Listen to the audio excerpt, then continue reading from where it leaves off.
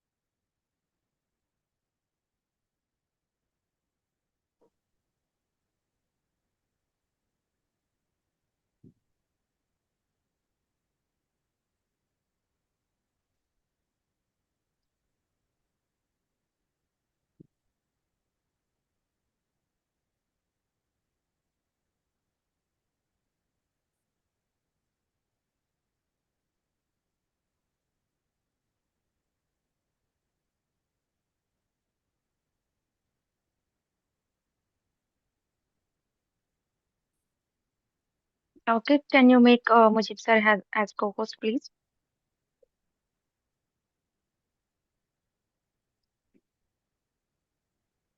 Laukik. Yes, ma'am. I did.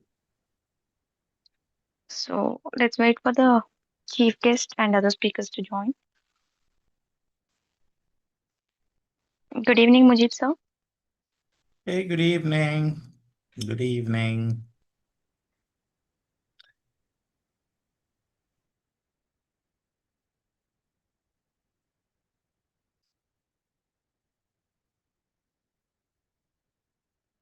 So, Laukik request you to share your screen as well.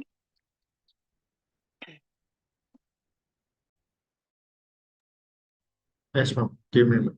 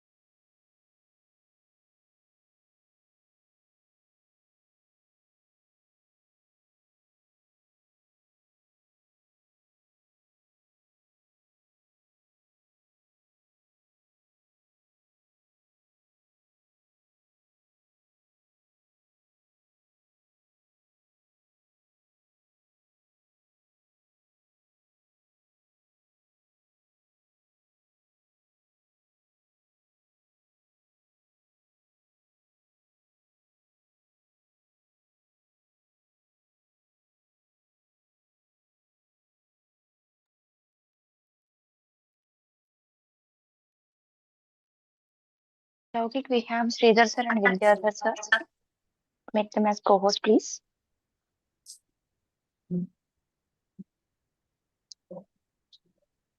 Good evening, Vidyadhar garu. Good evening, Mujib and the team. Good evening, Good evening, Sridhar sir. sir. Good evening. Good Good evening. evening, Vidyadhar sir. Vidyadhar sir is on mute, I think. Oh, okay. He left. So he's trying to join, I think. Maybe some Sir, technical issue. I'm Let's thinking that Sridhar sir is traveling to moon. The background looks like he's in mission Mars or moon.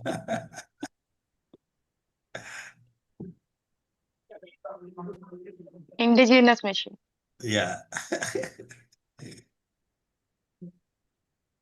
So today we have to see Mujib's presentation. Yes, sir. We are So eagerly waiting for sir's we are live presentation. already. Yeah. Yes, sir. We are already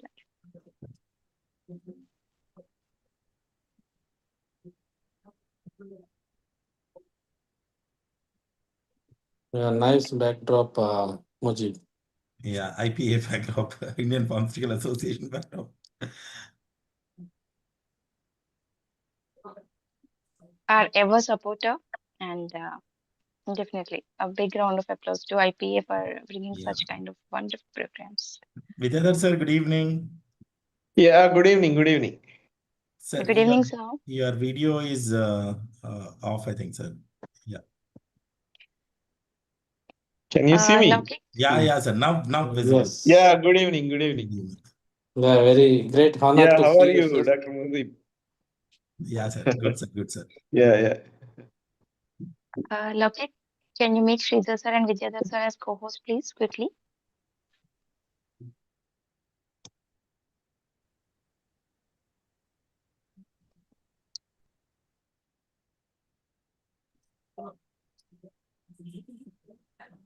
Done, Okay, ma'am. thank you. Can you share the slide deck, please?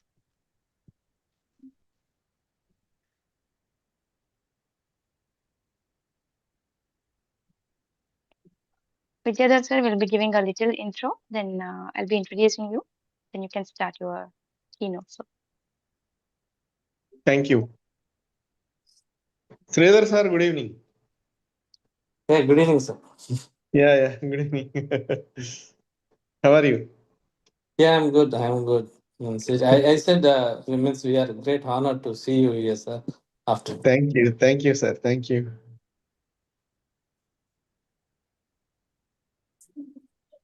Yeah. Priya, you can go ahead, please.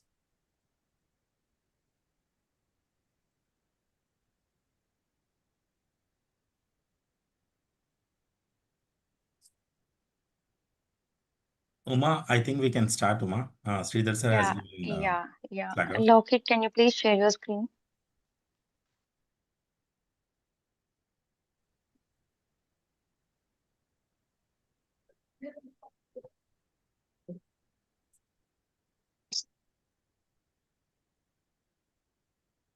Laukik, can you hear us? Yes. Yes, Priya. Yeah. I think, Uma, do you have the presentation by any chance? Or Yes, sir, I have the presentation, but should I share the there is some. presentation? Yeah, I think it's coming up.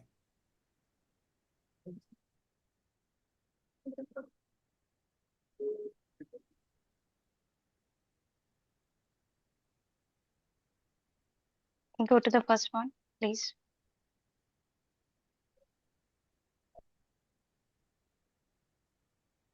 Laukik, go to the first slide, please.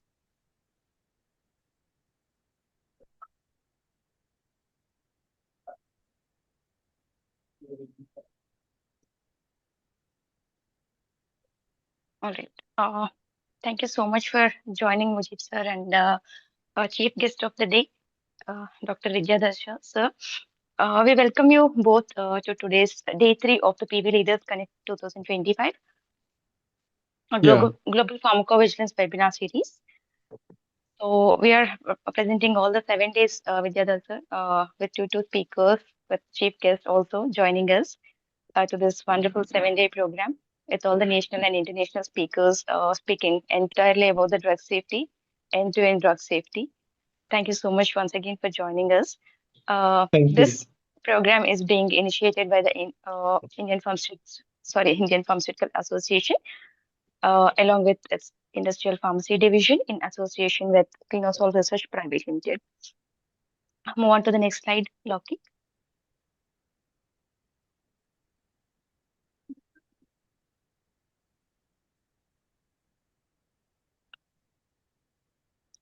Loki, can you move on to the next slide? Yeah. Next one, please.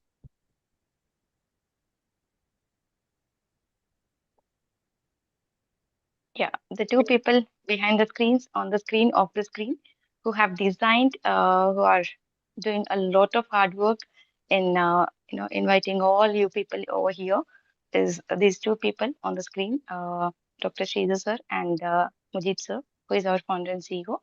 Thanks to both of you for, being so innovative in bringing such programs to all the academia as well as for the industry experts. Move on to the next slide. Ma'am.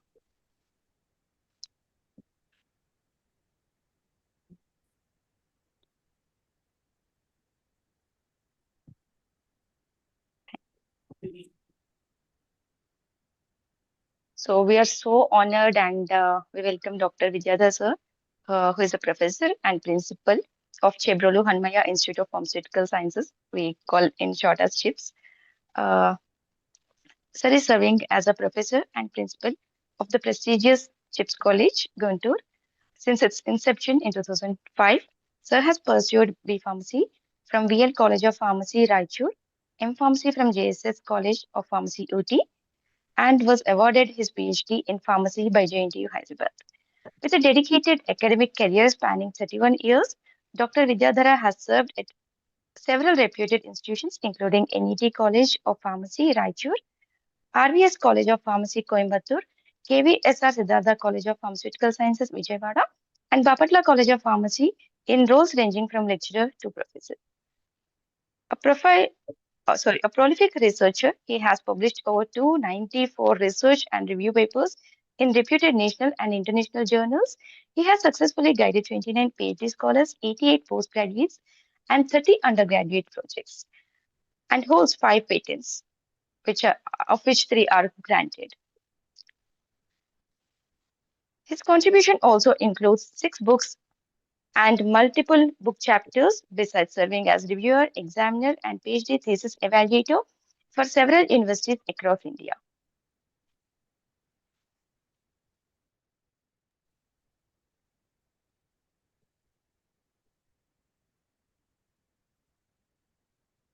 So without much delay, I hand over it to Dr. Vidyadhar sir to take over and address the audience.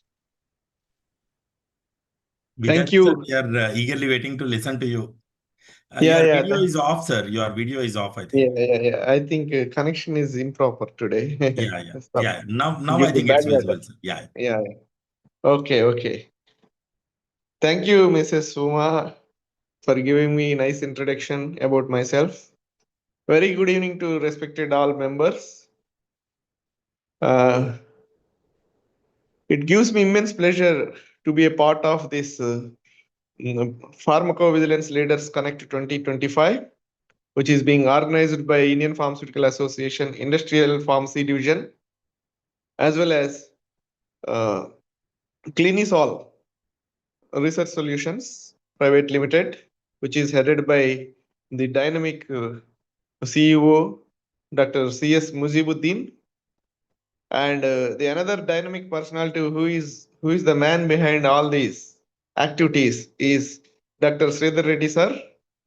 So it is very fortunate that the two young and dynamic personalities representing IPA and also very actively involving in various professional activities has taken an initiative on this auspicious occasion of Pharmacovigilance Week, which is being declared by Indian Pharmacovigilance Organization.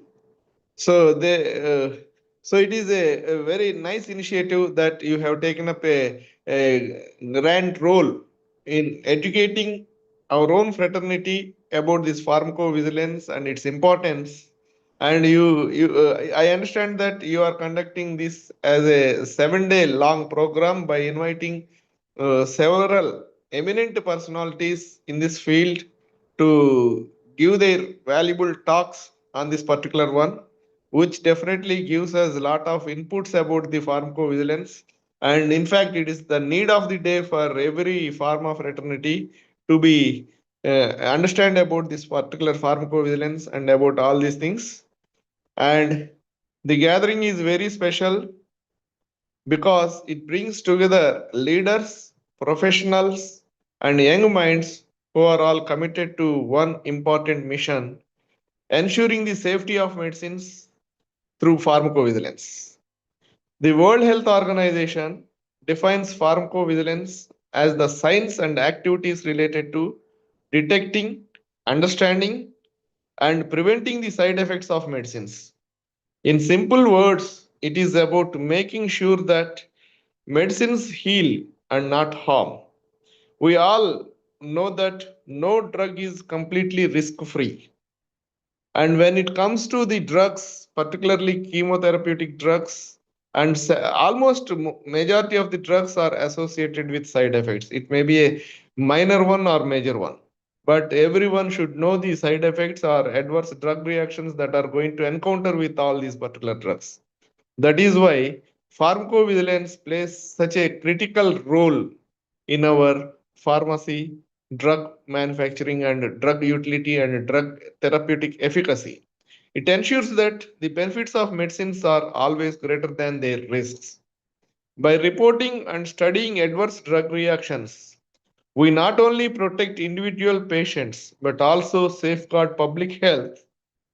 Pharmacovigilance helps us identifying new side effects, understand patterns of existing reactions, and take corrective steps such as updating safety labels, limiting certain uses, or even withdrawing unsafe drugs whenever it is necessary.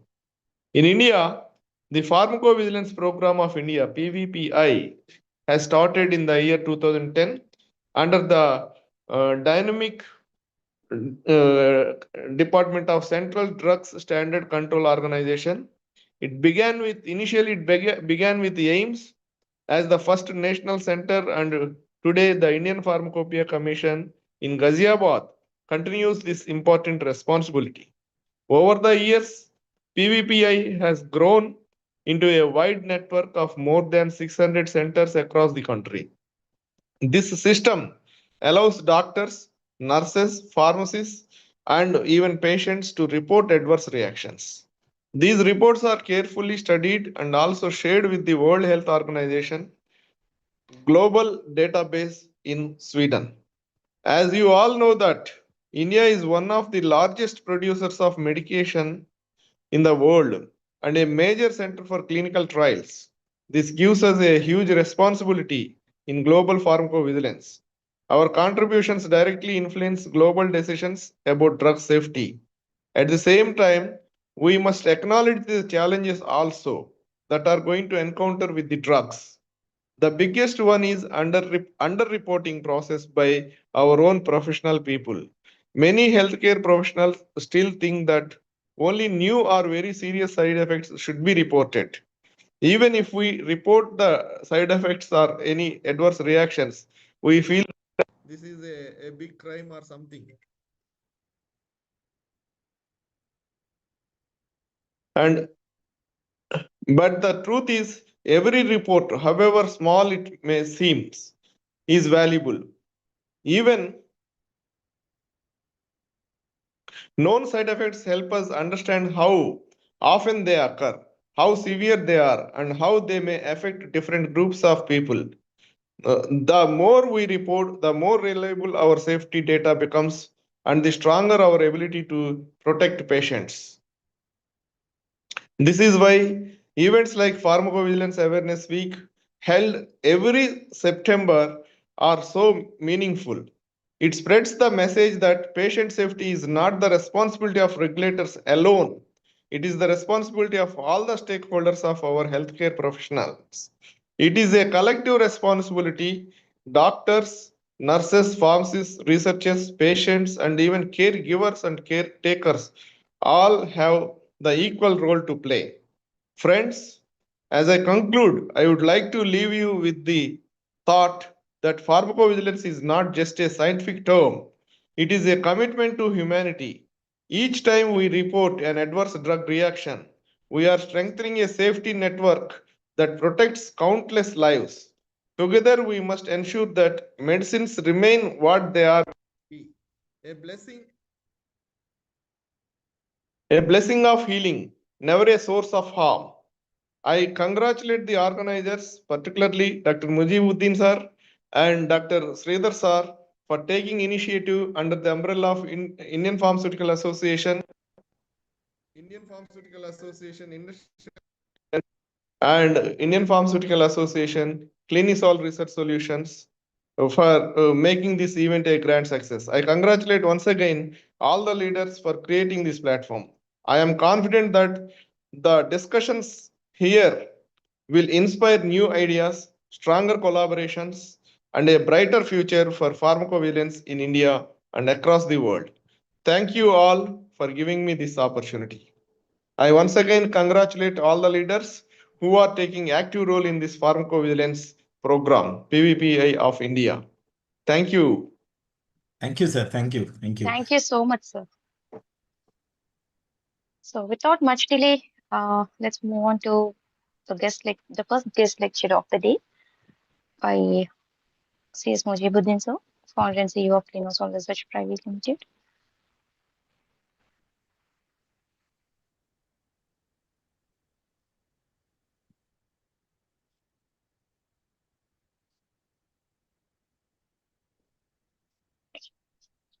So most of the people might be knowing Arun Mujib, sir, who is a master's in M.Pharm Pharmacology and MSc in Clinical Research. Mujib, sir, has extensive experience in the clinical research industry. He has started his career in 2006 and has held various positions in some of the most prominent pharma CRO and pharma IT organizations, including QPS Biosur, Parexel, Accenture, Oracle, and IQVIA. In pursuit of his passion for teaching, he founded Clinosol Research Private Limited in the year 2019, an organization dedicated to training young minds in different areas of clinical research and placing them as future professionals in the ever-growing industry. His action-based visions and directions, where Clinosol has seen tremendous growth in the last 6 years, actually, uh, where we are operating from India with headquarters in Hyderabad, and also we have international presence in Canada, where thousands of students from medical, dental, pharma, life sciences, and the technological sites are getting trained and improving their skills. Mujib sir also has been an active participant speaker and also participates in various industry-related conferences. And being a sponsor, also has done various programs along with ISCR, SCDM. And sir has received 13 awards for the excellence in building the skills and bridging the gap between the academia and the industry. Without much delay, Mujib sir, I hand over the screen to you. Yeah, Laukit, request you to stop the share. Yeah. Over to you, Mujib sir. Yeah, thank you. So good evening, everyone. So today's topic is most interesting topic. My topic always has some kind of attentions. So on this session is going to be very interesting session because the core theme of pharmacovigilance is reporting and how reporting has got changed from different situations. I'll be speaking more about it. So my topic itself is very interesting topic, which is patient-centric pharmacovigilance. What is the role played by particularly patient, and what is a patient role in particularly reporting of adverse event and prevention of adverse events? In a nutshell, if you see pharmacovigilance, we have only two things. One is how quickly we can identify, and the second one is how quickly we can prevent those things. So we are sure that we get adverse events. We will know that the drugs or devices or whatever it is, it might give adverse events or adverse drug reactions. How can we detect it and how can we prevent it in a nutshell is more important. So empowering the patient in drug safety is more important. Making patient responsible and making patient a part of a pharmacovigilance is more important. And the consumer reporting is very important. And how is this role changed from healthcare professionals to consumer reporting? I'll be speaking in another 40 minutes. So what exactly is pharmacovigilance? Theoretically, as per WHO, most of people have spoken about this. What exactly is pharmacovigilance? There are 4 words in pharmacovigilance, basically. The first word is detection, where you identify which are not been identified during regular clinical trials or clinical studies. That's a detection. The second one is assessing. You assess what was the reason and what the relationship and what is the areas where we have got this kind of adverse events. The third one is called as understanding. Understanding of adverse event is very, very difficult because it all comes with a polypharmacy. We don't think that one drug will give one adverse event, but there are multiple drugs which are being taken in a multiple situations or multiple patient background or multiple diseases because it's a polypharmacy.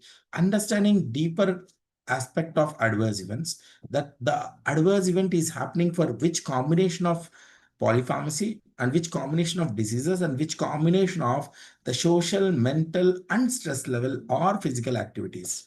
It's not just a drug goes into body and provides an adverse event because we really don't know what is happening with the drug in the body. You have omics, you have physical data, mental data, stress level data, disease data, and other drugs data, which might change the adverse event. So understanding of deeper version of adverse event so that we can plan for the preventions. And the last one is the prevention. And we are not just thinking about adverse event, we are also understanding about medication errors. So now say, for example, a drug has to be given as oral tablet, but it is being misused or given in wrong use or off-label use, or it is being misused or abused, or the lack of efficacy or quality control complaints or QCIs or anything. Though the adverse event has not occurred, still the drug is being identified as lack of efficacy has to be reported because it has not been given to a patient. But if it is not been withdrawal or recalled from the market, it might give a big storm in the market. How can we recall the drug and report the problems, the drug related problems before it creates more problems is something which is the medication errors or quality complaints. So we are not just speaking about adverse events. Let's honestly understand that pharmacovigilance is not just about drugs and adverse event, but it is all about how quality care complaints or how medication errors, abuses, overdoses, lack of efficacy, pregnancy reports, all these things comes into a picture, how the pharmacovigilance has grown. So that's your medication errors. The most important one is the pharmacovigilance mainly serves the critical safety net for healthcare professionals, protecting millions and millions of patients worldwide. One wrong use of a drug can take people's life or patient's life. How can we make the safety net for the patients, taking the trust of the patients that are you taking a right medication as a rational use and you are reporting the right adverse events so that the thousands and thousands of millions of patients can be safeguarded with one reporting of your adverse event. We are just asking that your adverse event which is being reported might not be reported by anyone else. And how can we take that adverse event and go deep dive and do data mining and understand about it and prevent our adverse event is more important. So millions and millions of patients are being protected with the pharmacovigilance. And for the patient, this means a continuous monitoring of medicines. It's one medicine is getting approved in market. It means that its life has not stopped. Its life has started. It gave rebirth because it can be used left, right, and center, and it can be misused, abused, off-label use, whatever it can be done, it can be done. So that's where the rebirth of a medication has been started from the market. How the continuous monitoring of medication till the medicine is market, till the device is in market, till the vaccine is in market, till the nutraceutical products are then in the market, then we need to continue the vigilance, the safety of the medications or devices or vaccines, whatever it is coming. Even after you get an approval that this drug is safe, there is nothing called as safe because it's a continuous process. At certain point, we might identify that, oh, we have used this for a certain time and we have identified some new adverse events. So which can be an unexpected and it can be a serious in nature and quickly we need to address appropriately. So the pharmacovigilance plays a major role for patients for continuous monitoring after getting approval of the drug also. Now, the evolution of pharmacovigilance, I think the biggest story, disastrous story, everyone knows about it. That's called as thalidomide. So thalidomide gave a biggest history and biggest disaster, which was off-label use. It was used for multiple different purposes by pregnant women. And biggest problem was it would cross the placental barrier and gave the small children's limb defect, birth defects. And it was a huge pressure on the country, nation, because there was the one drug which was irreversible adverse event. So there are multiple adverse events. We are not going into deep dive that there are adverse events which are reversible and irreversible. The adverse event which occurred here was irreversible if you stop a drug, if you do whatever treatment, but it was the adverse event which was not being reversed. The limb defect for the small children have to be lived for lifelong. One small mistake, that one off-label use of a drug, and it was not being identified at the right time, it was not being prevented at the right time, it led to millions and millions of lives in big problem that was thalidomide tragedy. So 1960s to 1990s, the regulatory driven reporting was more through healthcare professionals. And most importantly, we thought like it's nurses, pharmacists, or doctors who can report the adverse events. That was from 1960s to 1990s. That, okay, the adverse events are being reported to hospitals and patients can not report anything directly to the regulatory authority. Regulatory authority directly used to go and talk to healthcare professionals. HCPs includes your doctors, nurses, or pharmacists, or anyone who is working in the healthcare industries, and they used to report it. While 2000 to 2010, so the first time we started MedWatch reporting and then patient reporting directly systems. And also we started digital database. The digitalization came into picture from 2000 and 2010. So now we are speaking everything as digitalization. We don't have any words which we can say that we should not have digitalized. Everything is digitalized. Even the meetings are digitalized. Even the things are digitalized. And the transformation is becoming digitalization. Everywhere it's digitalized. Now we have got patient reporting adverse event directly to the regulatory body or directly to MAH or directly to the HCPs. It's not that patients are not being taken into consideration. Now patient plays a major role to report an adverse event, and we should motivate the patient to report more adverse event. Do not hide an adverse event, because if you are hiding an adverse event, it's just a fire under your basket where it can blast at any point in time. If you report it, we can plan for the prevention rather than holding something that it's not been seen. So today it might be only one adverse event. If it is not being reported and assessed and understood and prevented properly, it might give reactions, bigger versions and bigger people, and we might lose our trust on our brands of our pharmaceutical companies. That's more important, that patient-based reporting and the digital database came into existence. And 2020 to present, I think this generation has got changed, and we call it as GPT generation, chat GPT generations, and we are in generative AIs, and we are in most advanced generation. If you need anything, you just go on chat GPT and say that, tell me about this. It gives a lot of information about it. But if this information is valid or invalid, it gives a star mark saying that you have to verify this information. It might be wrong also. But now we have got into a generation where it's called as generative AIs or GPT generations, where the patient-centric models. Now, patient can report. It can be reported with the patients, where patient-centric model, where real-time monitoring. It's all patient is wearing watches, rings, different multiple things. He's putting implants, he's putting patches, he's taking continuous monitoring of data, and he's modifying his data to understand he can maintain his weight. People are talking now how many steps you are walking. People are talking now how many hours you are sleeping. People are talking now what is your screen time of phone. People are talking now what is that you eat.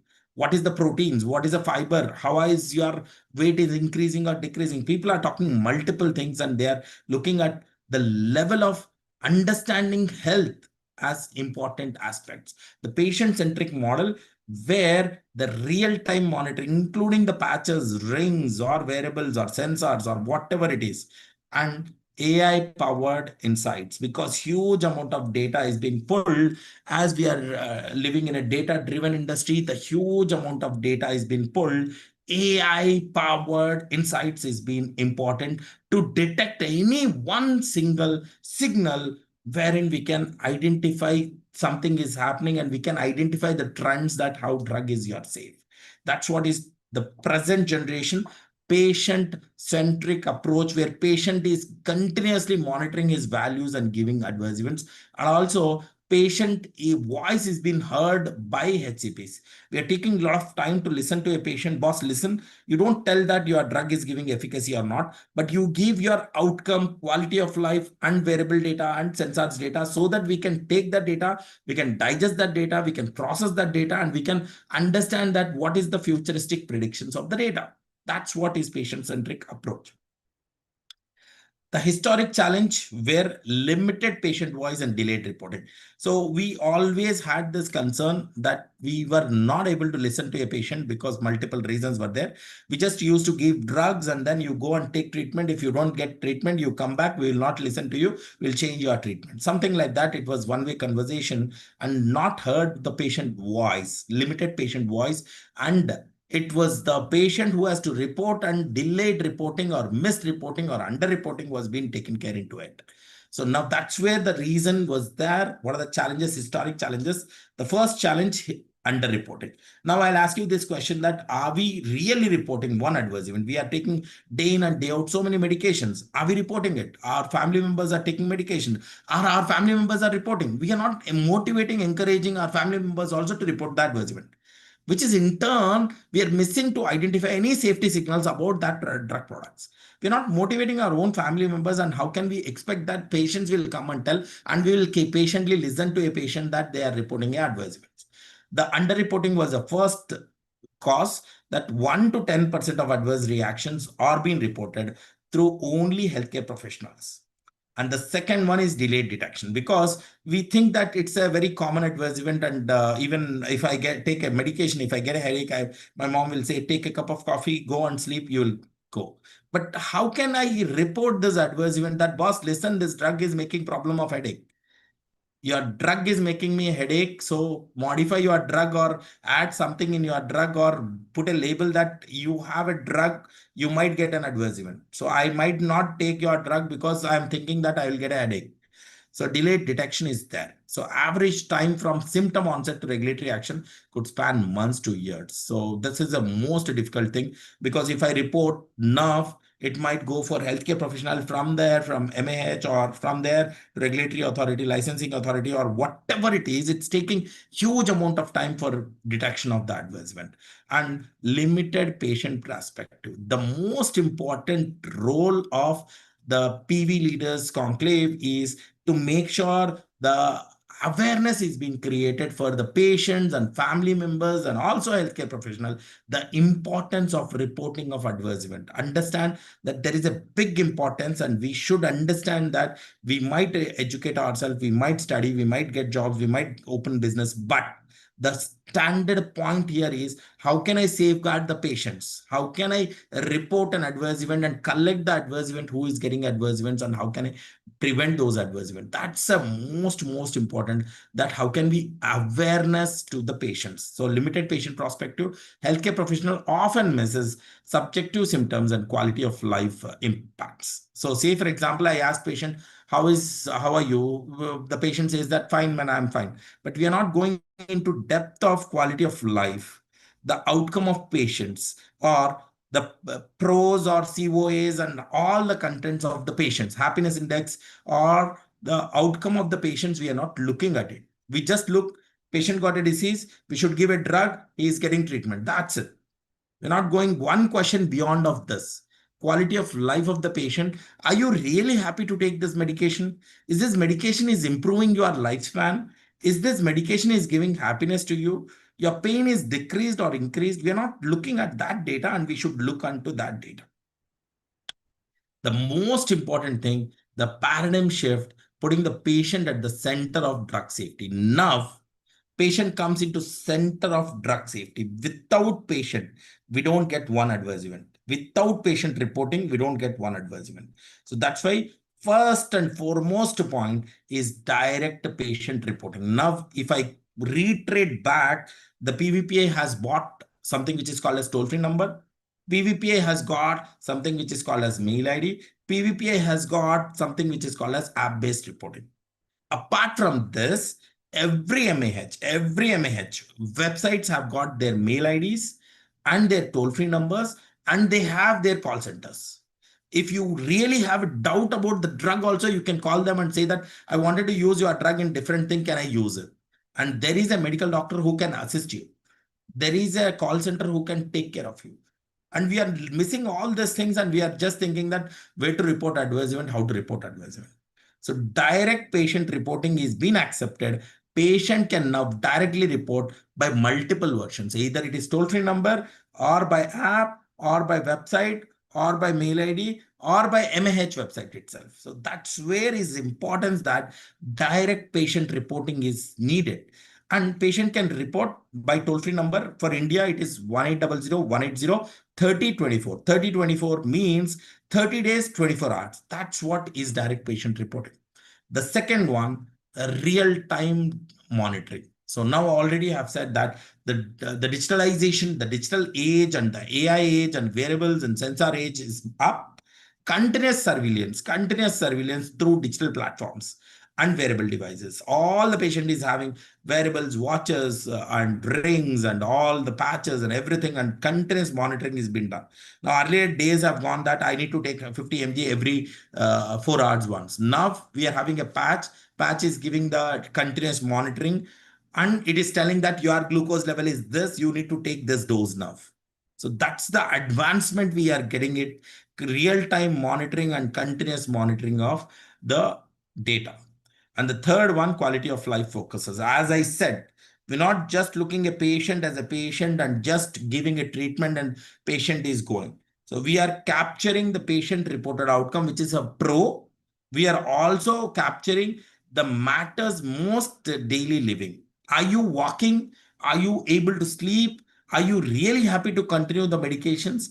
Are you feeling something bitterness? Something like that. The quality of life questionnaires is been coming into picture, where the patient reporting is more important. And the fourth one, the collaborative approach, the partnership between the patients, the HCPs, and also MAH. The patients, the HCPs, and the MAH and pharmaceutical companies. The paradigm shift, reportings, real-time monitorings, quality of life, and collaborative approach. Yeah, this is one of the interesting slide. Already we have spoken so much. Digital transformation. What exactly is digital transformation, and how the digital transformations is being done? For patient empowerment, we are saying that patient is feeling empowered. Patient, we are saying that you are the boss, you can give your decisions, we are ready to listen to you. So patient is feeling engaged. Patient is feeling that I should participate because they are preferring me. They are coming and asking me. They are collecting my data. I'm being involved in it. I'm been putting the data. What is my vital signs? How many times I have taken drug? What I have eaten the food and how I have done it. All those things are being taken from the patient. So now patient is feeling engaged, empowered, and patient is felt that he's been given importance, and then he's not leaving to report the adverse events. So digital transformation enabling the patient empowerment. First thing, it's apps, mobile technology, user-friendly apps that allows the instant reporting of adverse event and symptoms. You go to any regulatory authorities, you have apps.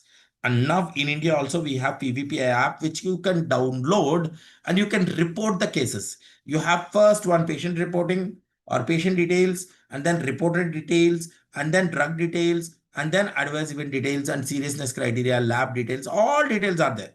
Whichever information you have, you can upload, and then you can upload images also. It's not just data you are uploading. You can upload, for example, you got a skin reaction allergy, then you can put a photo and then upload it. And it is being confidentially maintained and analyzed by regulatory authorities and also with the pharmaceutical companies. That's the first thing. The second thing, as we have said, that it's all about cloud computing. It's all about cloud computing, wherein the scalable platforms process vast amount of patient generated data securely. So security of data, vast amount of data analysis. Data is new currency for us. Whatever data we are taking, that's a new currency, and data-driven decisions are more important. If you speak with the evidence of a data, everyone will accept, everyone will believe. Even ICH E6R3 has clearly stated that it has to be data. So now they have bought something new term which is called as data governance. They have bought something which is called as the systems which you are using has to be as per CSV. How you are designing, how you are operation, how you are decomposing, how you are using, how you are archiving, everything is data. That's what is the future. That's what is a cloud computing. And the third one, ML models, machine learning models, the algorithms that can identify the patterns and potential safety signals from the patient report. Say, for example, 10,000 patients have reported the adverse events. And how can I make this 10,000 adverse event to identify and detect by using one algorithm, one ML model? But clause is that ML model should have been proven for its right outcome. It cannot be saying that, oh, I have given something ML model, but it is giving wrong directions, wrong adverse events, and wrong signals. It might lead to big disaster for us. Digital transformation enabling patient empowerment. Yeah, so the bigger one came into picture. That's called as mobile application for direct adverse event reporting. Already I have said that there is a direct reporting of the adverse events by using mobile health apps. The instant reporting can be done. Patient can report the adverse event when it occurs and improving the accuracy, and also the drug can be recalled, or you can put prevention plans by adding label or by adding any other medications or whatever reasons it is, we can add this instant reporting. That's the first one. The second one, guided reporting, user-friendly interfaces. This is most interesting. Why do we use Instagram? Why do you use Snapchat? Because it's user-friendly. You get addicted that I get something here. Gamification models are being implemented so that you report more. It's a user-friendly where structured reporting form and visual aids are there. It's not compulsory that there is a big form and 100 data points are there and you really end up saying that I don't know what to report. There are information which can be user-friendly and easily reported, and by using visual aids, we can put it. And the next one is very interesting, which is called as multimedia captures, which can take the pictures and also videos and whatever visual symptoms you have, you can put it there. Apps allow patients to upload the photos of the skin reactions and also other visual reactions. So now the biggest one, the future, is social media monitoring and real world evidence, because everyone speaks on social media. Everyone puts a hashtags saying that paracetamol adverse events, blah, blah, blah.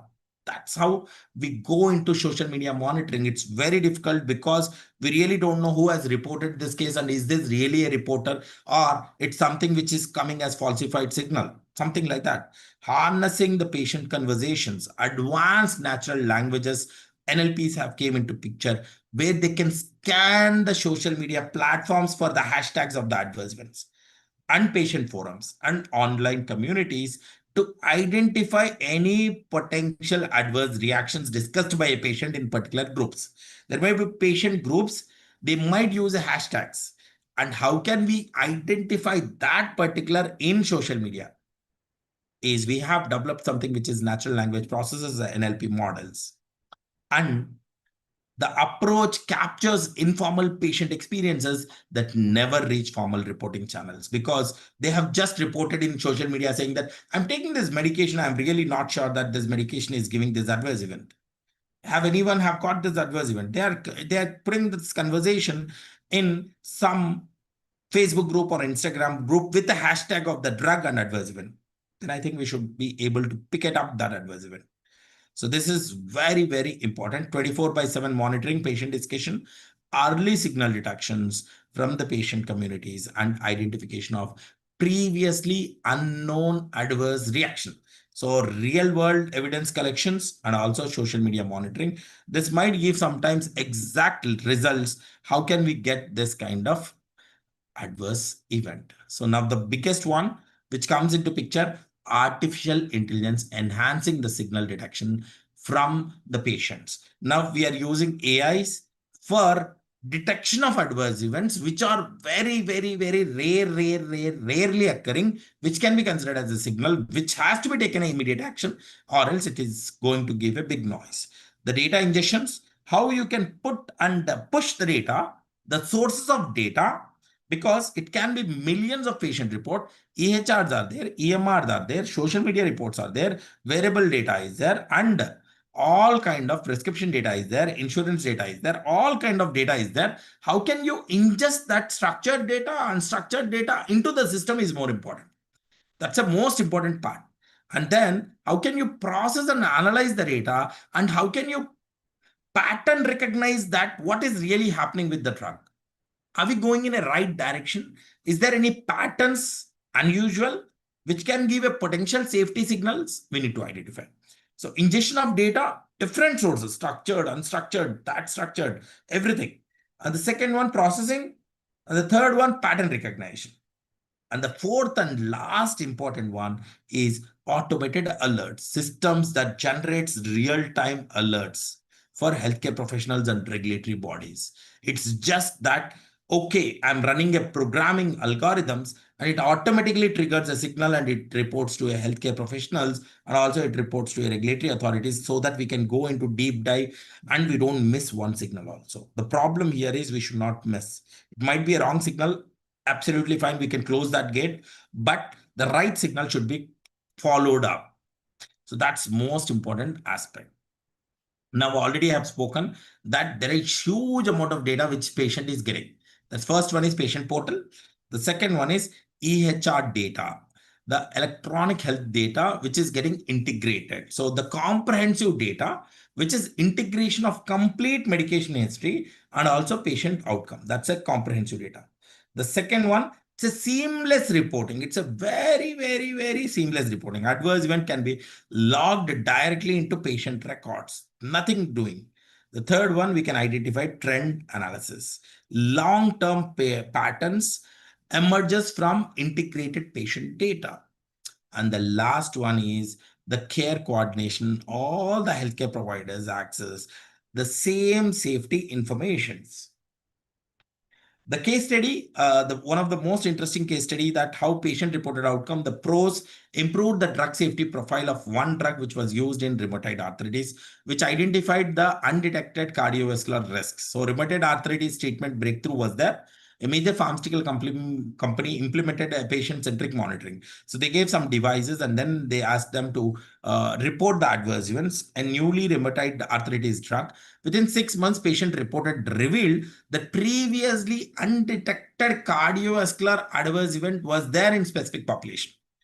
So now patient reported outcome and patient understanding about adverse event is more important. So patient report identified a 15% increase in cardiovascular events that clinical trial has missed, leading to an updated prescribing guidelines that has prevented estimate of 2,000 adverse events annually. So one adverse event or multiple adverse event which was being reported was the case study. So benefits were realized, faster detection and better understanding of real-time effects. The effect was faster detection of 75% if you include the patient-centric reporting, 4x increased reporting by multiple patients, and also the quality got improved and cost saving was nearly 2.3 billion pounds which were being saved. So that was most important, that how the adverse reactions can be safeguarded. The current challenges, this was very nice story that we spoke about how patient-centric reporting of adverse event is helpful. The apt of the story is how the adverse event can be reported by patients, directly by patients. But the challenges, barriers in full implementation. The first one is digital divide. We are speaking so much about digitalization, digital databases, screens, AI, ML, blockchain technology, digitalization, that this everything we are speaking. But how many people have the access for digitalization? Not all the patients have access to smartphone or internet or wearables or sensors, and they have the biggest problem. The data privacy concerns, patients still have data privacy concerns, that their sensitive information, health information can be used in digital platforms, and how their data can be misused and might be used. The regulatory harmonization is more difficult. Different countries have varying standards from patient-centered generated data acceptance and integrations. The last one is the healthcare provider resistance. The HCPs are not ready to pick it up that they wanted to implement this information. The future landscape, predictive analytics and personalized safety monitoring. The future is all about the predictive analytics and personalized safety monitoring. The first one, genomic integration. The omics is going to play a major role for personalized medications. And the second one, the predictive modelings and algorithms that predicts the potential adverse events before it gets occurred with the historic data of the drug to be given to the patients. Now, the third one is continuous monitoring. The real-time data, the wearable data, the sensors data can be providing the physiological data for proactive safety management. That's the third one. And the fourth one is the global data sharing. So international platforms enable the worldwide collaborations on drug safety insight. So that's the future landscape which we are looking at, the pharmacovigilance.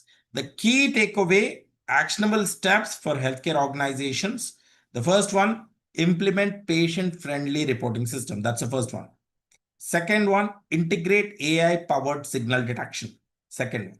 The third one, the faster collaboration between all stakeholders, including patient, healthcare professional, and pharmaceutical companies. The fourth one, prioritize data privacy and confidentiality and security and the firewalls on all systems. And fifth one, educate, empower the patients, provide trainings, awareness to the patient where patient reports more adverse event. Implementing patient-friendly reporting systems, integrating AI for signals, faster collaboration between all stakeholders, prioritizing the data privacy and security, educating and empowering the patients for providing more adverse events. And build more skilled pharmacovigilance workforce, encourage multidisciplinary learning. It's not just clinical research, but data scientists, healthcare workers, and also strengthening the cultures, enhance the communication strategies, empower the patient educators, and promote the patient-centric awareness programs. So I think I'm at the end of my slides. So we are going to have a couple of master classes. Please do reach out to our team for attending this masterclass on ICH E6R3, which is good clinical practice, which is happening on 27th and 28th from 7 to 9 p.m. I'll be speaking on latest guidelines on ICH E6R3. And please do join us for all the 7 days Global Pharmacovigilance webinar series during National Pharmacovigilance Week from 17th to 23rd. And these are the expert sessions, global PV experts, interactive panels, and also you can have networking opportunities. So I'm very thankful for Sridhar sir for giving this opportunity, and also IPA for allowing me to give sessions. Now I'm open for questions. Thank you so much. Any questions? I'm open. I think our next speaker is already on the call. So if any questions are there, I'm Mujib sir, open. we have a few questions, but in the interest of time and the other guest speaker joining with us already, Yeah. we'll have him, present his topic, and then Yeah. And we'll then we take can take questions. the, yeah. Yeah. Perfect. I think, thank you. Thank you. Sir. Thank you. I think we can start the introduction of the next speaker, please. Yes. I request my team member to share the screen and display. Yeah, thank you, Vidyadhar, and thank you, Dr. Mujib. Thank you, Sridhar sir. Thank And you. good morning, Carl. Good morning, everyone. Yeah. Actually, good evening. Thank you so much. Out of your busy schedule, you have given us time. Yeah, thank you, Carl. Please, Priya, please take the initiative introducing our dynamic speaker, Carl. Yes, sir.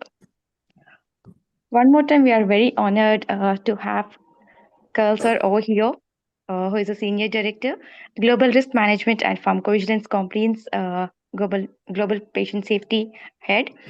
Carl is an accomplished healthcare industry executive with 25 plus years of experience focused on implementation of risk minimization programs, quality management systems, and pharmacovigilance quality and compliance for companies within the pharmaceutical industry. In his current role as a Senior Director, Global Risk Management and Pharmacovigilance Compliance, Global Patient Safety at Amneal Pharmaceuticals, he manages all global risk management activities, including risk evaluation and mitigation strategies, risk management plans, and the pharmacovigilance compliance departments, and ensures the entity's full compliance the regulatory requirements of pharmacovigilance and risk management. As a strategist and accessible leader with experience in pharmacovigilance and quality risk management within the pharmaceutical industry, Carl has developed the infrastructure for managing all REMS programs and RMPs in collaboration with multiple disciplines. He is known for his strong project management strategic skills, increasing organizational capacity through streamlining complex processes and helping multiple disciplines to effectively manage compliance risk in accordance with regulatory guidelines with the main goals of ensuring patient safety and regulatory compliance. He is a registered and licensed pharmacist and holds a Bachelor's of Science accounting from the Faculty of Commerce, in Shams University, and Bachelor of Science of Pharmacy from Arnold and Mary Schwartz College of Pharmacy, Long Island University, Brooklyn, New York. His experience within the healthcare settings, including pediatric intensive care units and critical care unit pharmacies, with main responsibilities as a lead infusion pharmacist. Also, his experience within the pharmaceutical industry includes a strong expertise and leadership in pharmacovigilance compliance, quality risk management, and quality systems of PV, REMS, risk management plan, project management, GVP, CSV, risk based audit, validation strategies in PV, GCP QA, vendor management, and inspection readiness. Carl believes in leadership and teamwork and focuses on what is important to achieve successful results in ensuring patient safety and regulatory compliance. Very glad to have you over here, Carl. Over to you. Sure. Thank you, Clinosol, team members, and Dr. Sirdar for allowing me and giving me the opportunity to be part of this important event. Definitely, it's a great honor to be with you today. And as we collaborate on a common vision to ensure patient safety and regulatory compliance through learning and education from each other and introduce a great value for this important event. So please allow me, I'll share my screen.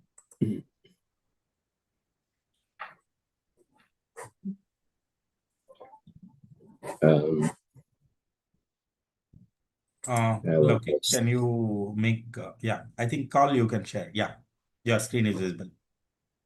All right, I will just minimize this one here.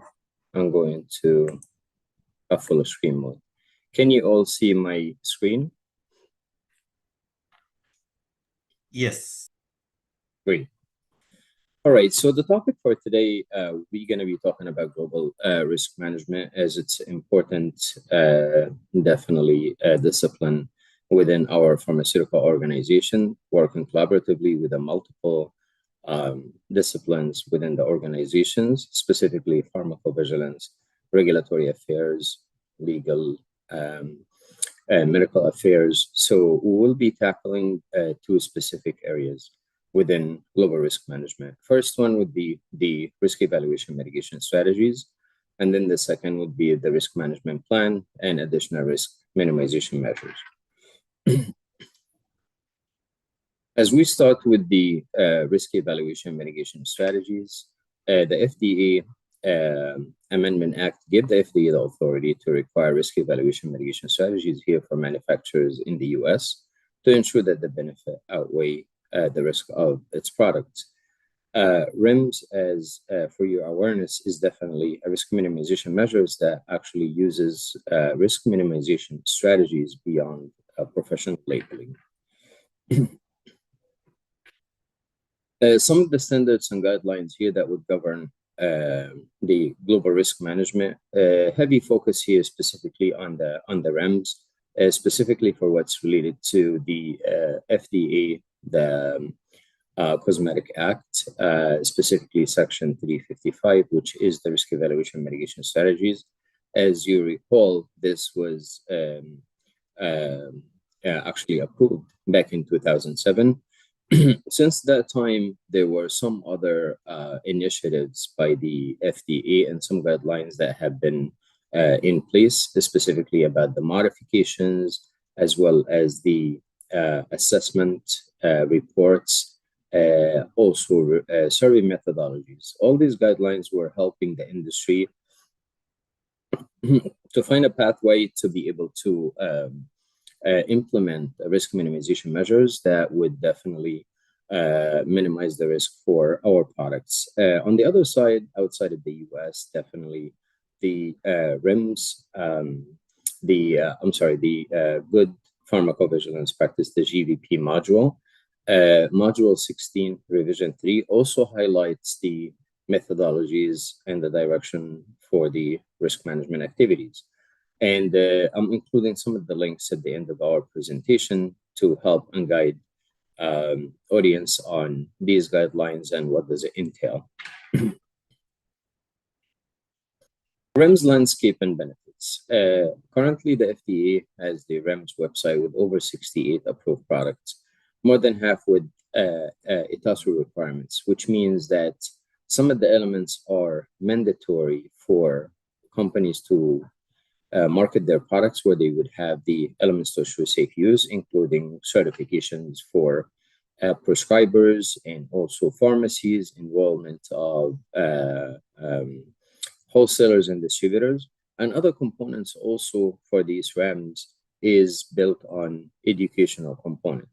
Multiple shared REMS, as you are aware, opioids, analgesics, isotretinoin, buprenorphine, transmucosal products, vigabatrin, and mycophenolate. Each one of those are designed to minimize the risk for our patient and ensure that we have a robust processes in place to ensure that ETASU requirements are met prior to dispensing those products. There's some other several shared REMS actually in development and in negotiation currently with the FDA. And as the goal, reduce the burden for the stakeholders. So we have a single portal where all the information about the program to access. Prescribers and pharmacies and healthcare settings, they have to complete certification and other administrative requirements also prior to getting the product to our patients. Also, potential for development and operation cost sharing among the sponsors. When you have one repository, one system, some of those shared REMS are managed by multiple companies where they are able to work together on developing this program and share the cost of this development, as the cost for the development is extensive, as well as operating and existing risk evaluation mitigation strategies. The REMS approval strategy. There are different types of the REMS. Each one of those have pros and cons. We might not go into that level of details for each of those, but at a high level, single REMS or individual REMS, it's usually an NDA holder. Shared REMS, where multiple sponsors, they join together on the development of these programs. It could have one branded product, or as a class-wide REMS, it would have one multiple brands and multiple generics. And as we have seen, some of those that the FDA had recently released, like the clozapine, but this was existing, shared REMS that has multiple sponsors, and this program was running for quite some time. The waiver granted, that's when the innovator are unwilling to cooperate or share the existing systems. That's when the FDA would grant what's called the waiver. It means they allow the generic manufacturers to build their own program. Now, the waiver REMS actually no longer exist, because now with the CREATES Act that was in the year 2000, FDA now give the opportunity to any sponsor to be able to build their own program. They don't have to really join an existing program. As far as for the hosted REMS, the innovator is unwilling to share, but offers to build and operate with everyone else.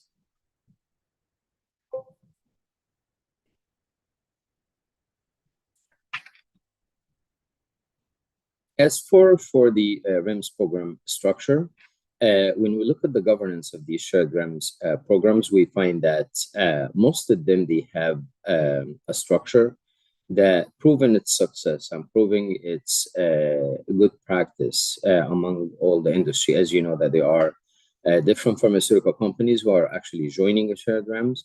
And the issue with that, this is a competitive area where we have to make decisions based on what's right for the patients, aside from profitability or market share or any of these things. So most of these programs with the governing of steering committee help to resolve issues and provide recommendations.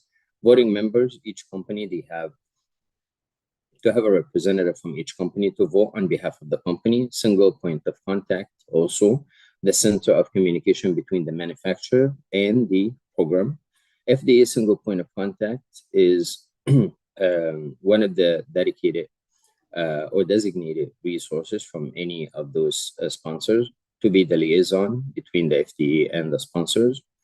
Work stream members, domain expertise to participate in the focused area of operations. And we're going to go through that a little bit in details in the upcoming slides about what's our responsibilities as a manufacturer, as sponsors for these programs. Also, legal counsel, they provide guidance on legal matters within these shared REMS programs.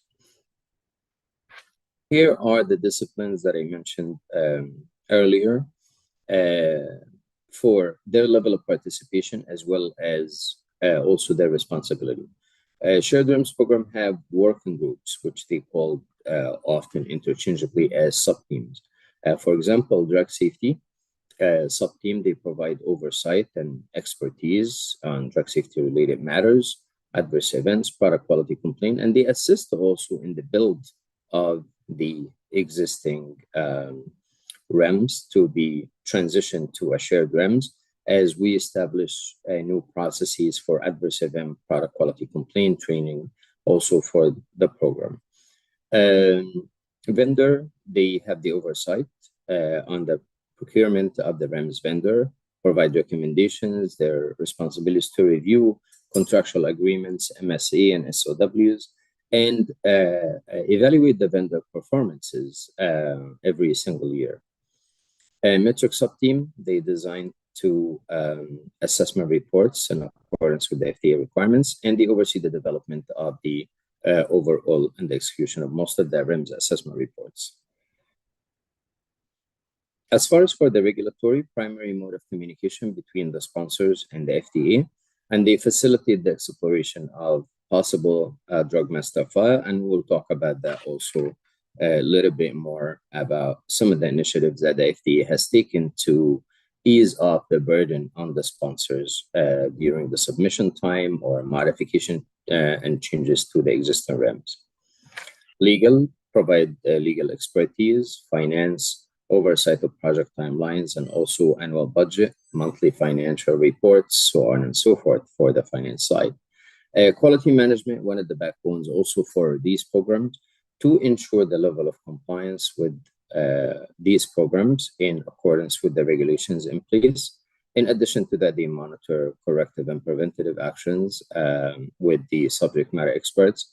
They collate lessons learned from inspection readiness. So if we happen to have an inspection at one of the sponsor companies, we go back and we ask confidentially if they could share what have gone in the inspection, with all due respect to the confidentiality agreement and the antitrust and all of these things, that they are sharing best practices. So they share some of the information about what had happened in the inspection to kind of pave the road for a good quality system. And from that, we take those lessons learned and we start sharing with other sponsors to enhance the program performance. That's one thing. And also to benefit from each other as sponsors of what could be a gap, and we try to assess it and work on the mitigations.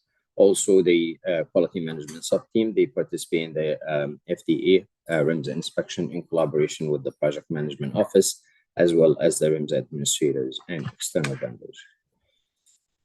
Transition to an existing individual REMS. When the company is asked prior to their approval of their product to be joining an existing REMS, then there has to be some level of processes that the company would take in order for them to work with the innovator or the RLD in ensuring that they join this REMS and have the requirements in place prior to the approval. As you are aware, REMS approval is tied to the approval of the products. The product cannot be approved without the REMS in place. So how to transition to an existing individual REMS? We all agree that it's a complex process, regardless of the application holder. There's been so many challenging cases to do that transition. FDA engagement, how important it is for all of us, where they try to make sure that we are on track, really, for everything that it's really happening. In addition to that, the challenges in creating the shared REMS, governing agreement, lack of collaboration, as well, the timeline alignments and area of expertise is important. Use of the antitrust counsel imperative at all stages, because they set the tone and the direction really for most of these programs to ensure that we don't violate the confidentiality agreement or the antitrust. A formal vote is preferred for critical decisions, which is more on the financial side or the pharmacovigilance or regulatory. So we'll take an example as how do you vote as a company on a process that related to adverse event and product quality complaint. This process has to be aligned with your policies and procedures in place. So we'll make sure, even if we vote on decisions that related to drug safety, we'll have to make sure that we are aligned with our policy and procedures in place. Annual budget approval is very effective for most of these programs, and the FDA-driven modifications perceived to be the biggest impediment to budgeting effectively. What that means is that when the FDA call in some modifications, sponsors, they need sufficient time to be able to implement these modifications. That's one thing. Second, the changes in the program and the resources and the tools to be able to make these changes will also be very challenging area that we have to count for. Key factors for considerations: application status, complexity of this REMS, the REMS development timelines. There is some good cases out there that where the development of this REMS could be up to 2 years, which is because of some of the challenges that we are facing in the development. Also, the number of sponsors and the filers. Each one have their own market share, whether they want a direction for this program to be cost effective as well. That's also another concern. Sales projection. As a company, business development will be making those decisions, whether from a profitability standpoint, because of the cost of the REMS, whether or not that this is something that they want to engage early on. All the sponsors' collaborations is very important, and it's proven success. As we see that as companies, again, as a competitive, in a competitive environment, each company, they have their views, they have their policies, procedures in place, how to join together collaboratively on building something that with the goal to ensure patient safety.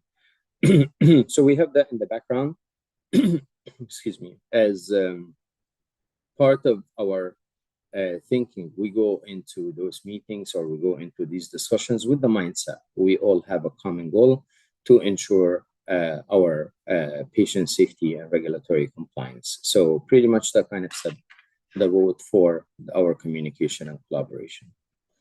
Issues to be addressed during the negotiations. How to negotiate the cost sharing, the confidentiality, product liability concerns, antitrust concerns, access to license for elements protected by a patent, and also experience and trust gap. Most of these things that we kind of mentioned previously consider to be a challenging area, but we work together on mitigating that. As an alternative, previously, as we mentioned in the types of the REMS, that the FDA could grant what's called a waiver. A waiver, that's when they allow the generics to come into the market with a program that it's comparable to the existing program. Is it really the best for our patients? The answer is no, because at the end, you want it to have a collective data from either the RLD or the generics or anyone in this space to collect all these data together to have a meaningful conclusion of your risk assessment. So definitely the FDA never encouraged the sponsors to have different REMS running at the same time. And also it would be confusing to our stakeholders on which REMS that they should go to and they should sign up for when they enroll their patients.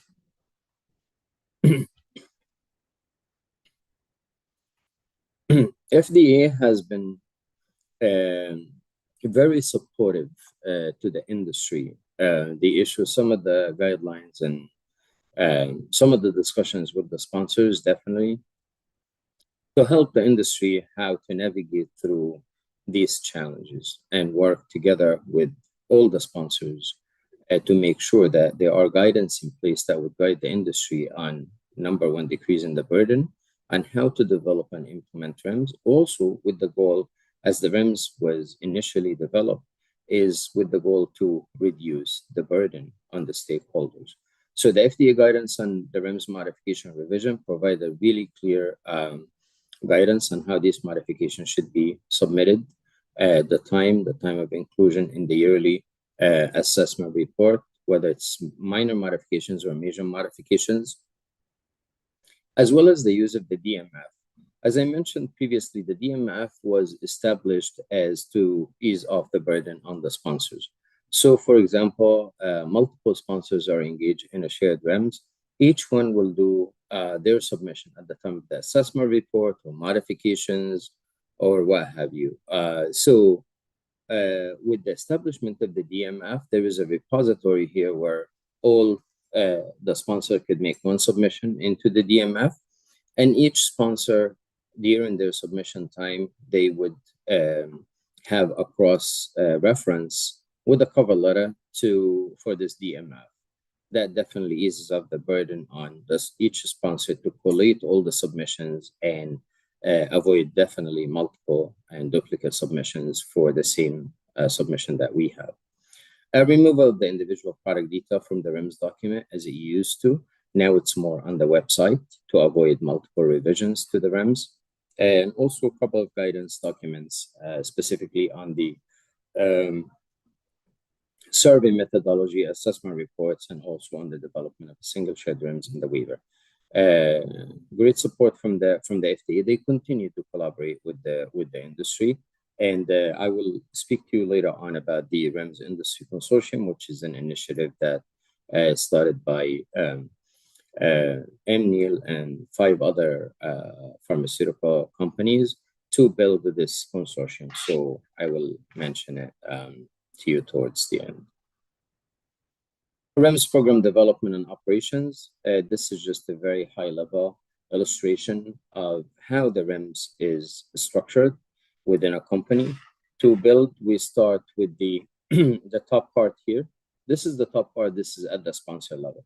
This is where you all cross-functional discipline, they communicate together on build of the REMS between regulatory to quality to legal, drug safety.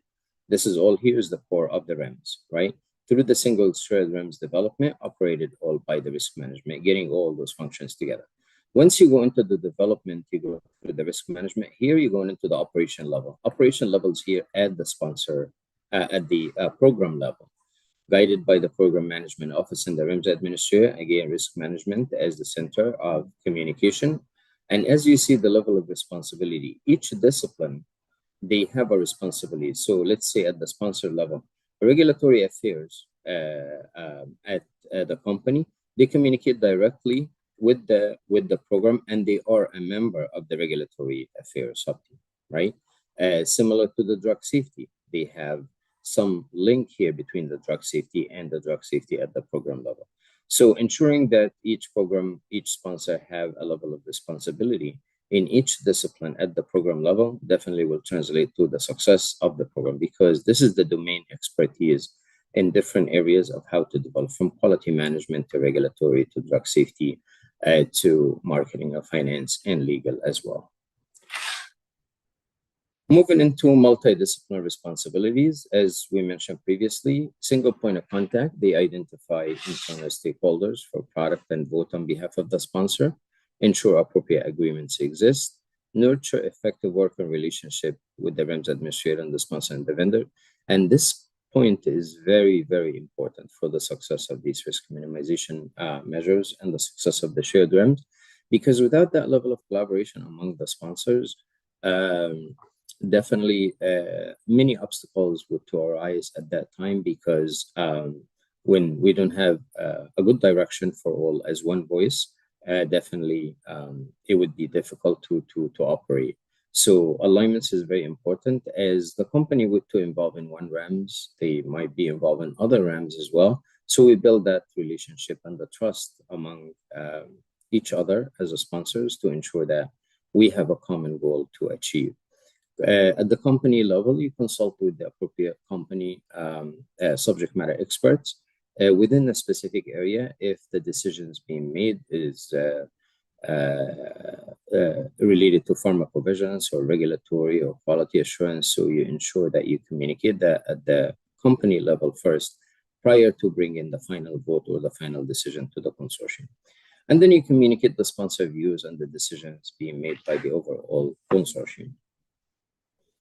This is multiple areas responsibility. We could focus more on the drug safety as it's part and parcel of the pharmacovigilance area and global patient safety.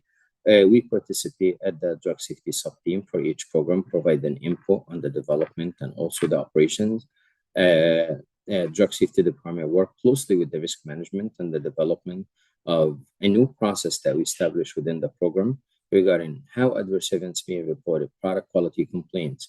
We establish a process, and again, this process has to be aligned actually with the process at the sponsor level to ensure that we not really going with a different process that would not go in parallel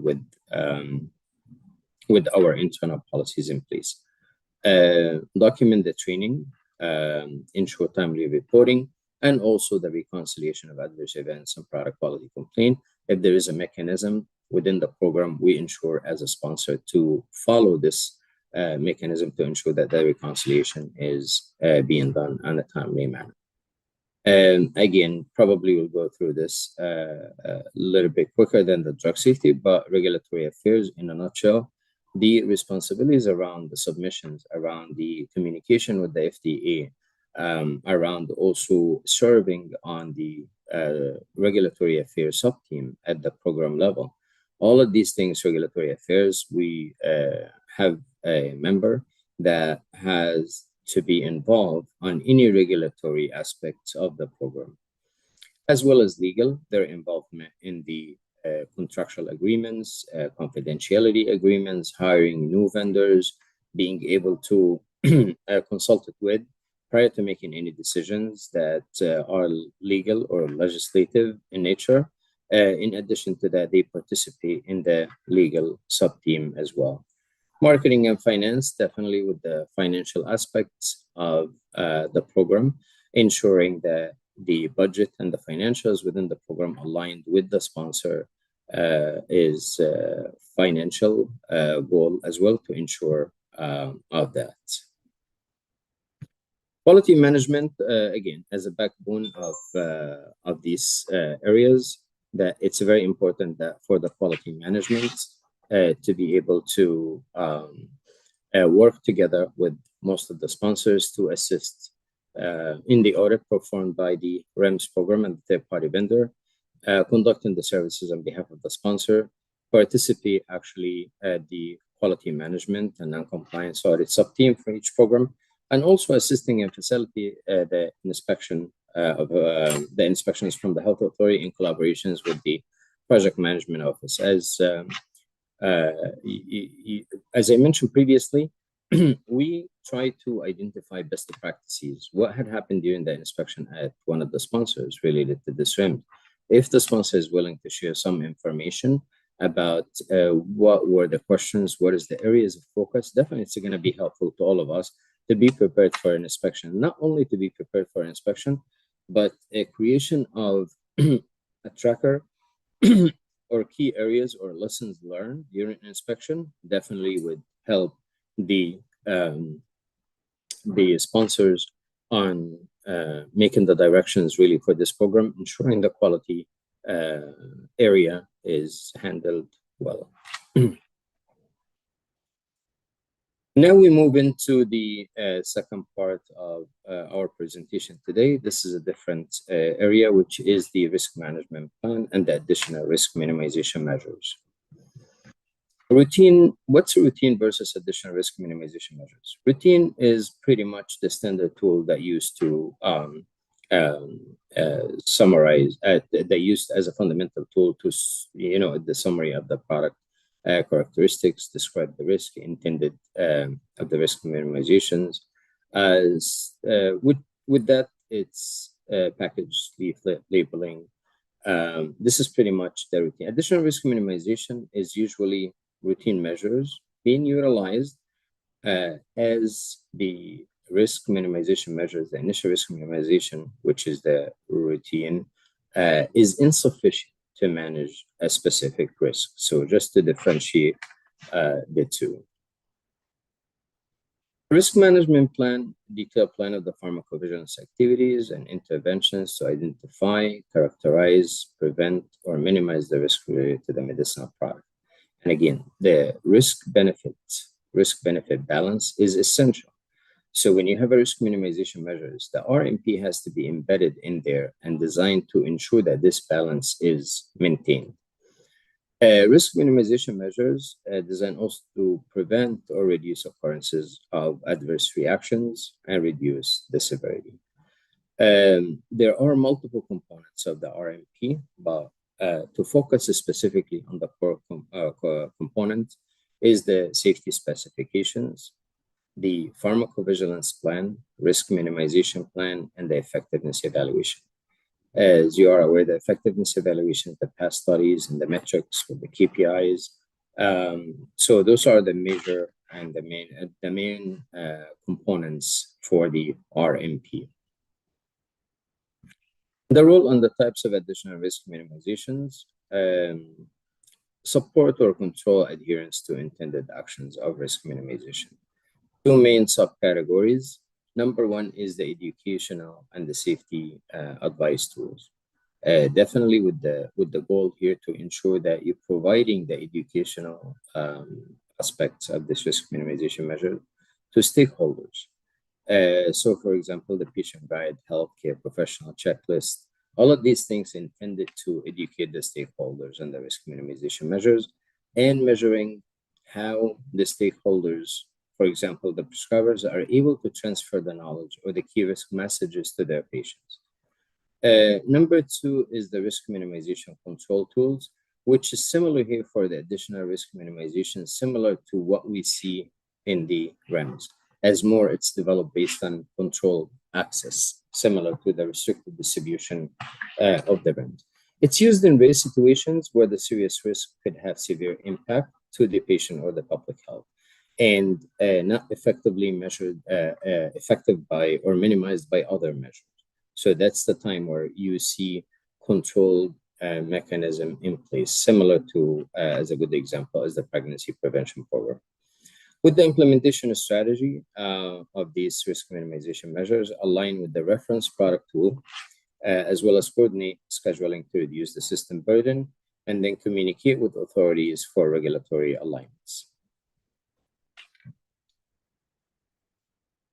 Factors to consider when we are selecting additional risk minimization measures. Seriousness of the risk. Consider the severity and the characterization or the criticality of this risk.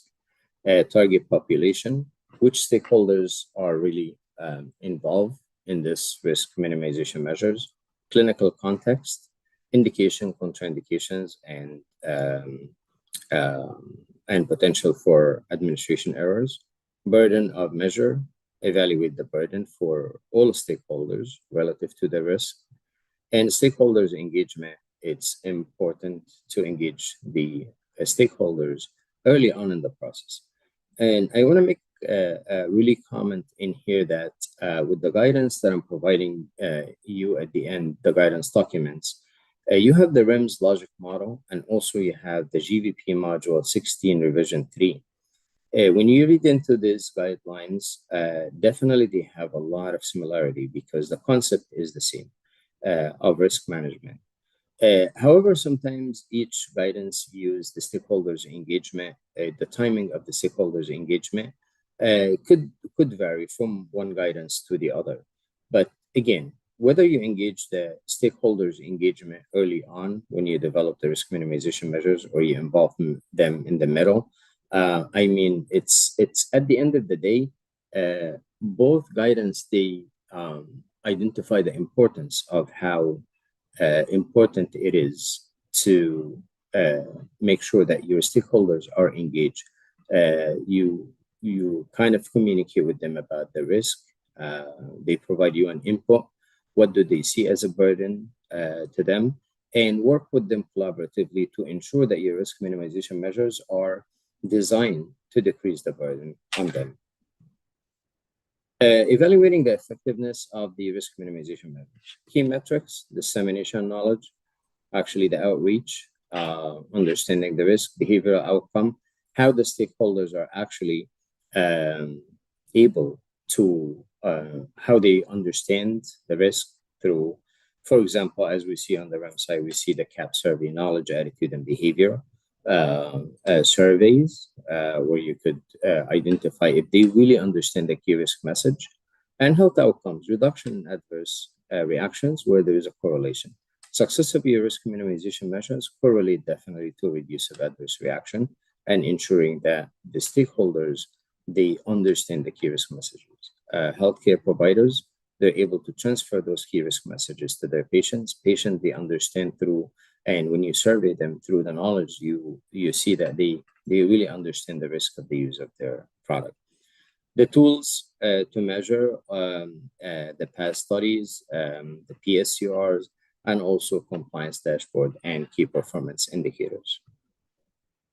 Roles and responsibilities at our organization, definitely as global risk management, lead cross-functional collaboration among all these disciplines to ensure that all the disciplines communicate in one direction to ensure that the risk minimization measures being developed is developed with the level of compliance, whether it's regulatory, pharmacovigilance, what have you, with all of these disciplines, and oversee the life cycle of risk management from clinical trial to commercialization, and also ensure the inspection readiness and the audit support.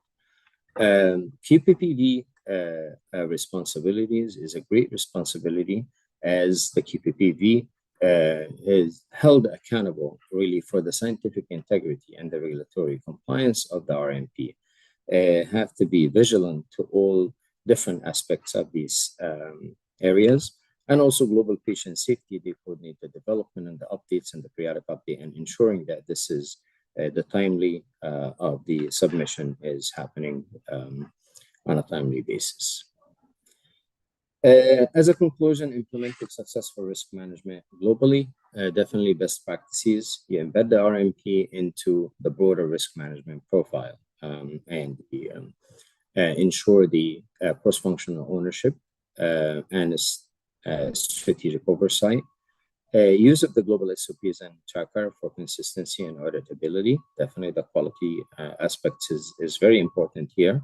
Engage stakeholders early on and continuously, and most of the decisions about your risk minimization measures. Monitor effective and adapt measure based on real world data.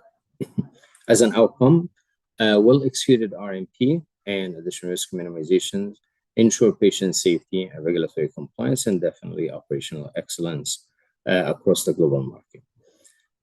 I have included here the GVP module 16 revision 3, great guidance document that you're able to see exactly since inception to commercialization. How do you manage these risk minimization measures, and how you develop it, and what factors to be taken into considerations? Great one. Some of the helpful link here, I made sure that I included the RIMS logic model, as I mentioned previously, and the guidance for the GBP Module 16, Revision 3. And you could see also when reading those guidance, the comparison between the two areas. Both of them, same concept of risk minimization, different tools, different views of key stakeholders engagement. But at the end, it's definitely a common goal here of how to minimize the risk of our product is definitely a goal, whether it's the REMS in the US or the RMP outside. So definitely a great guidance to be looking at and review. And I leave you with the also REMS Industry Consortium. That is a consortium that was developed about 2 years ago, but we have been working on that for the past maybe 6 years to develop it, to get it up and running.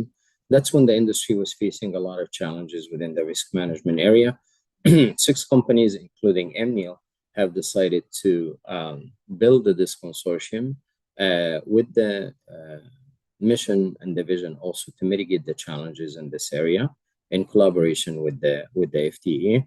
Now we have in this REMS Industry Consortium about 27 pharmaceutical companies, and we have about 15 business partners and vendors who are working together collaboratively and very closely with the FDA to engage in discussions regarding challenging these risks and being able to communicate best practices also with the regulatory authority. And the strategy actually for the future with the REMS Industry Consortium for the next 4 to 5 years is to go global, as we wanted to keep the RIC, which is the REMS Industry Consortium, as one component of the global picture, which our goal here is the standardization.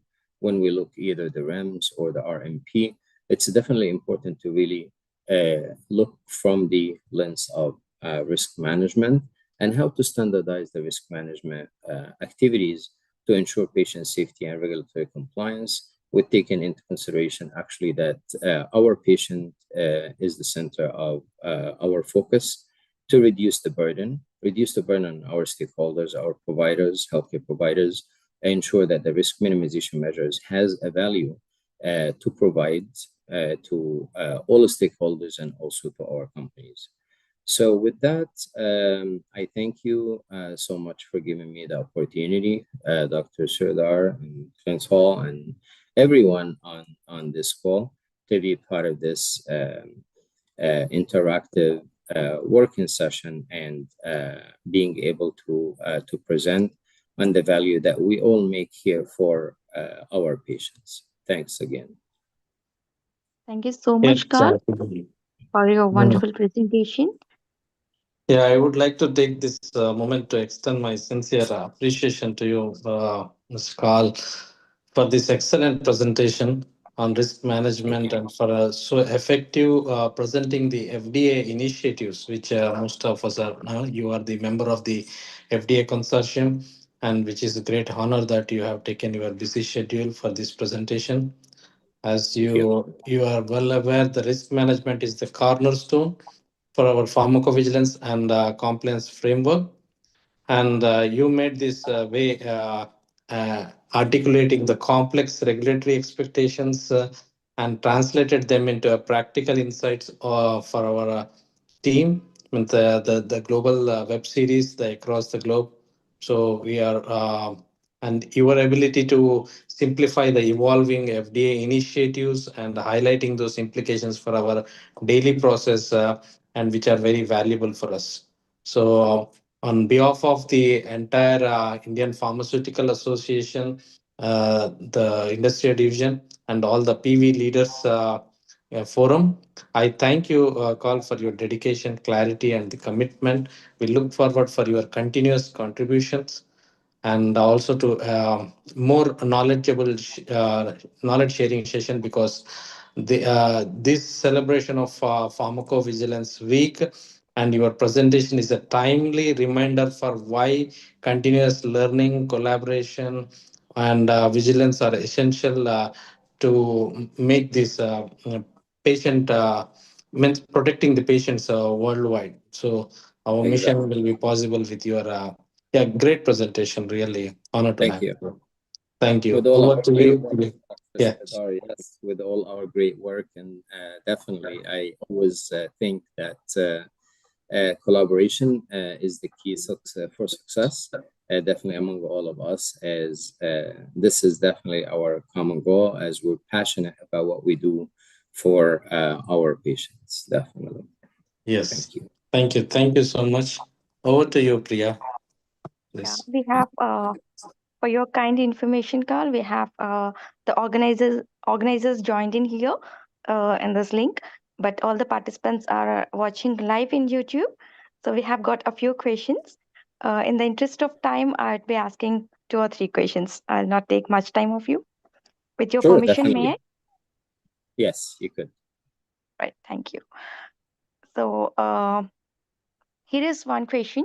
How does FDA decide whether a new medicine requires a REMS, and what factors determine the intensity of the program? All right. So the decision comes on from definitely the data that it's being collected at the clinical trials, identification of the risk, how significant it is. There's definitely a lot of discussion that takes place between the RLD and the FDA at the time of inception, where they would to decide how would you, as a sponsor company, see this risk and how you evaluate it. So there's a lot of discussion and negotiations early on. As a sponsor, would have to prove whatever mechanism that it's going to be in there. So, for example, that that on the FDA website, if you look, some of these REMS, they have elements to assure safe use. Some they have communication plan, timetable for assessments, right? So there is different kinds also of the REMS. So you come to think of it based on the severity of this risk. Whether this risk is going to be handled by educational aspects similar to the RMP, is the education of stakeholders is sufficient, or you need to restrict the distribution because it could be a serious risk to the point that you want a mechanism to control the access and to restrict the distribution prior to this medication going to the patient. Maybe it requires a lot of monitoring for inpatients. They would have to be in hospitals and being monitored. And so a lot of factors be taken into considerations early on. So the simple answer to your question, it starts early on with the discussion with the agency and the manufacturer and the RLD of how to prove that risk mitigation, risk evaluation is the risk is really evaluated correctly. That's one. Second is the how it's being mitigated.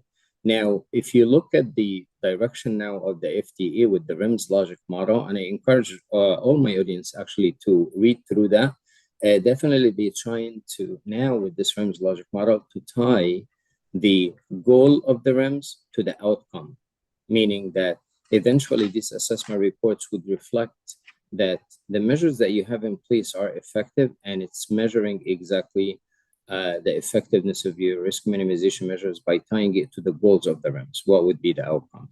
So I could tell you that there's a lot of discussions that would take place at that time. And it's not just one decision, one entity who would to make that. So, and there's a lot of factors to be taken into consideration at the time, but it starts at clinical trials prior to the approval. Thank you so much, Carl, for that answer. And as we know that not every REMS has same components or all components similar in every case. So when it comes to FDA, how it tailors the requirements based on the drug risk. And you have already mentioned one program which is iPledge. Can you give another example as such? Sure. So number one, probably just number one, to maintain the confidentiality. Definitely that we will not be talking about a specific program except for what's publicly available information outside. But if I understand your question correctly, you're asking how would the FDA evaluate that evaluate the risk? If you could just repeat the question, please. Yeah. Yeah, please. So the REMS, the components of REMS are not similar in every case. So, Mhm. what are the key areas where FDA focuses more when it comes to the drug risk? Okay, so what Basic is the main components. area? Sure. The main areas where the FDA they focus on. Again, this is probably tied to the first question about the criticality of the risk, right? So, for example, if you would to evaluate it, what would be the worst case scenario for this product? What could it result in? That's one thing. The evaluation criteria, this is definitely by the FDA and the risk management team, and that's where the engagement happens between the FDA and the RLD to evaluate this risk properly. So their level of involvement in identifying restricted distribution versus educational component. Sometimes it happens also at the early development when we start developing REMS with the RLD. So since inception, we communicate with the FDA, where the FDA they see that there should be a restricted distribution for this product. If the companies they are being able to put a good case together to show an comparable case where other products with similar risk the risk were mitigated by educations, then they could prove at that time that could be handled with a specific element, which is communication plan, for example, right? But in the eyes of the regulatory authority, that's when they make that decision. It's based on the risk criteria and what is the criticality of this risk. What could be potential or severe consequences to our patient? That's when you see that the decision, and again, the decision at the end would be to the health authority, the FDA, of how to make that decision. We could provide recommendations, but at the end of the day, that they evaluate it based on the risk criticality. Okay, that's great. So, any examples that are already in the practice, such as iPledge? You can mention any other example. Sure, you have what's publicly available. iPledge is a restricted distribution. No patient would be receiving the product unless they all the elements to assure safe use have been met. All the ETAS requirements have been met, which means prescriber is certified, patient is enrolled in the program, and also the pharmacy is registered, and the wholesalers are also certified. Female of reproductive potential, definitely there would have to be a pregnancy test being conducted on a monthly basis to ensure that the ETASU requirements are met. No patients would be able to receive a refill on this product unless they have a monthly pregnancy test. That's again for the female of reproductive potential. And that's one example of restricted distribution. All the elements to assure safe use have been met prior to dispensing. Opposite to that, opioids and analgesics. Opioids and analgesics are based on a structure based on educational component. How you transfer the key risk messages from the healthcare providers to the patients, right? Through education. So there are continuing education grants. That's what's publicly available information to the audience, that these grants are designed to educate stakeholders on the risk and how to transfer the key risk messages to their patient.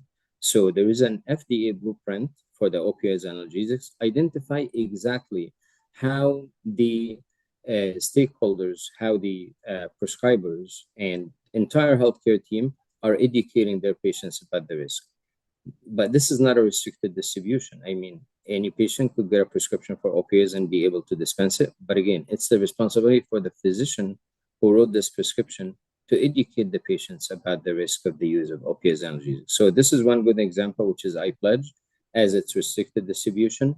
And opioids and analgesics, it's not a restricted distribution, but it's built on educational component. And these grants are available actually to entities out there that they're able to apply for those grants. And those grants are actually for organizations like providers to be able to provide this continuing education to prescribers who are prescribing opioids and analgesics. So the industry is working in a different direction to implement the risk evaluation and mitigation strategies and the opioids and analgesics by providing grants for education to the entire healthcare team, but it's not a restricted distribution. That's the difference. That's a great point, Carl, because education is the key. That may be any Exactly. stakeholder, especially the Definitely. prescriber. Right. One Yes. last question is Sure. that what are the differences between when it comes to the scope and execution of REMS with Europe's risk management plan, REMS versus RMP, when it comes to the scope and execution? One or two key Right. differences. Sure. The key difference is, is very high level. And RMP, again, is similar to what's in the REMS as educational components. Again, if you look at the REMS, sometimes it's perceived by the outside world that it's very strict, it's restricted distribution. There is restrictive measures that might go to the level of impeding access to our patients. But technically, it's not if you look at it from the lens of continuous monitoring and ensuring patient safety. So the only difference that REMS in many cases could be a restricted distribution where the patient is not able to receive this medication until all the ETAS requirements are met. The RMP, on the contrary, it's more of educations to the stakeholders and ensuring awareness. A lot of work is being done in a different way, so it's a different mechanism, which is ensuring that this education is well designed to educate the stakeholders on the risk. So at a very high level, you could see similarity.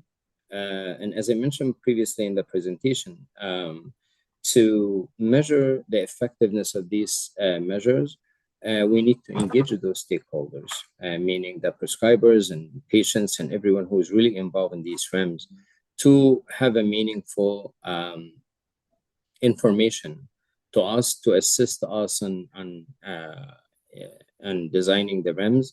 And also, if you see that some of these REMS being released now, and the reason is because when you study the risk, and the FDA, they see that they have the evidence that definitely the REMS achieve its goals of educating the prescribers and ensuring that the patients are well educated about the risk. That's when they release the REMS.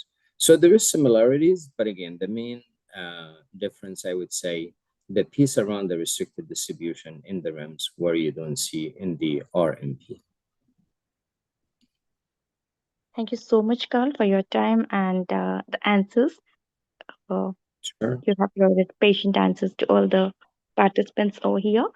Sridhar sir, can we move ahead with the closure of the event? Sure. Yeah. Thank you. Please go ahead, and thank you very much, and have a Yeah. good day, Carl, and have a good Thank you, evening everyone. to the rest of the India. Thank you. Thanks to all the speakers for your enlightenment to our audience. Thank you once again. Thank you, everyone. See you tomorrow. Thank you.